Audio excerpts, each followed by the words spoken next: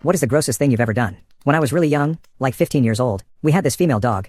I would just spend my days crawling around with her pretending to be a dog as well. You know, a kid being a kid. I would roll around with her in the mud, crawl around with her across the house, sometimes even try to eat out of the food bowl with her. She gave birth to 3 puppies over the course of a year. I would then pretend to be one of the puppies and do whatever they are doing as if she was my mother.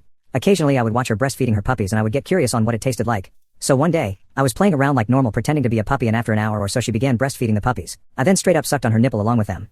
Obviously I was a wee little kid, so I didn't know any better. I was just trying to be a puppy too.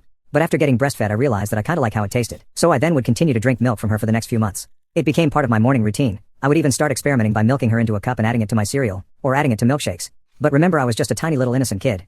One day my mom would catch me in the action, full mouth to nipple, and I got in major trouble. She thought I was mentally ill and tried to send me to a therapist, but I would tell her how I was just a child who didn't know any better. Remember, I was only 15.